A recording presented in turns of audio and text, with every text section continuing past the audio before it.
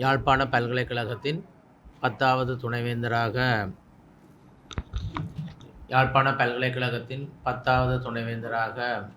ஸ்ரீ பார்வதி பரமேஸ்வரன் அருள் ஆட்சியோடு இன்றைய தினம் என்னுடைய பதவியினை நான் பொறுப்பேற்றிருக்கின்றேன்.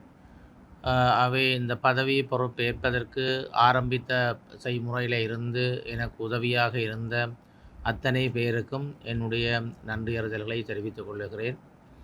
யாழ்ப்பாண பல்கலைக்கழகம் 50 ஆண்டு கால நிறைவை பூர்த்தி செய்து பொன் விழாவை கொண்டாடி இருக்கின்றது.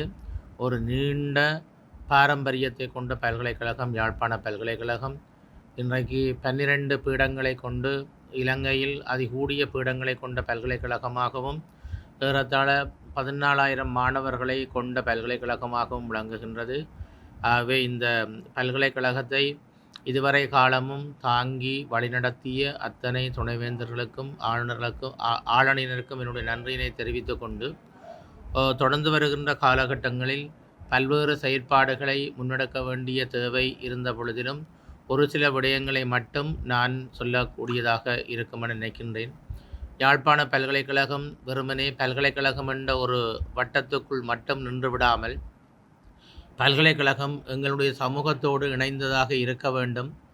அப்படியாக இருந்தால் பல்கலைக்கழக மாணவர்களும் ஆசிரியர்களும் சமூகத்தோடு இணைந்து சமூகத்துக்கு வேண்டிய பல்வேறுபட்ட பங்களிப்புகளை செய்யக்கூடியவர்களாக இருக்க வேண்டும். அப்படி நீண்ட காலமாக அப்படி இருந்து வருகிறார்கள். அவை இந்த மாதிரியான ஒரு இணைப்பை மேலும் ஒரு படி நாங்கள் வலுப்படுத்த வேண்டிய தேவை இருக்கின்றது. அதை எல்லோருடைய ஆதரவோடும் செய்ய முடியும் என்ற நம்பிக்கையை தெரிவித்து கொண்டு இந்த பல்கலைக்கழகமானது நீண்ட காலமாக முன்னிலையில் இருக்கக்கூடிய ஒரு பல்கலைக்கழகம். அவை சர்வதேச ரீதியாகவும் சரி இலங்கைக்குள்ளேயும் சரி பல்கலைக்கழகங்களுடைய வரிசைப்படுத்தலிலே நாங்கள் மேலும் முன்னேறி செல்ல வேண்டிய தேவை இருக்கின்றது. அதற்கான பிரமாணங்களை அடையாளம் கண்டிருக்கின்றேன். அதை எங்களுடைய பீடாதிபதிகள், விரிவுரையாளர்கள், பேராசிரியர்கள் மற்றும் நிர்வாக உத்தியோகத்தரோடு கலந்து ஆலோசித்து சரியான முறையில் நிறைவு செய்வதனூடாக இந்த பல்கலைக்கழகத்தை தரவரிசையில் மேலே கொண்டு செல்ல வேண்டிய தேவைப்பாடு இருக்கின்றது. அதற்கு அடுத்த கட்டமாக பல்வேறு விதமான கற்கனறைகள் புதிதாக ஆரம்பிக்கப்பட்டிருக்கின்றன. இன்னமும் ஆரம்பிக்கப்படுவதற்கான செய்முறையில் இருக்கின்றன.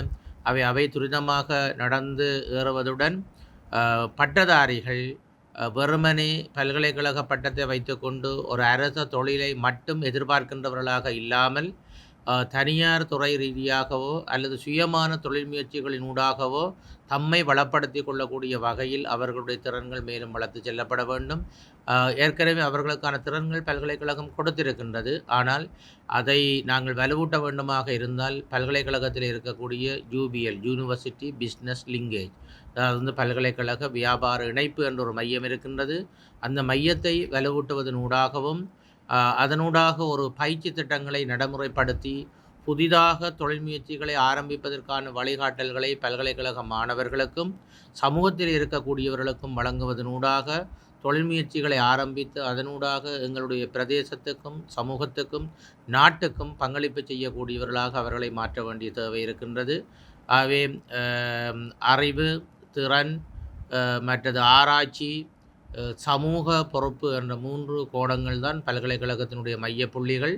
இவற்றை நாங்கள் இந்த பல்கலைக்கழகத்தோடு இணைந்திருக்கக்கூடிய அந்த ஸ்டேக் ஹோல்டர்ஸ், அக்கறையுடைய தரப்பினர்கள் என்று சொல்லுவோம், அரசாங்கம் வரை இணைந்து மாணவர்களையும் உள்வாங்கி கொண்டு நாங்கள் பயணிக்க வேண்டும். அதற்கான சில திட்டங்களை நான் வைத்திருக்கின்றேன். அதனை எல்லோருடனும் கலந்துரையாடி நாங்கள் மேற்கொண்டு செல்ல முடியும்.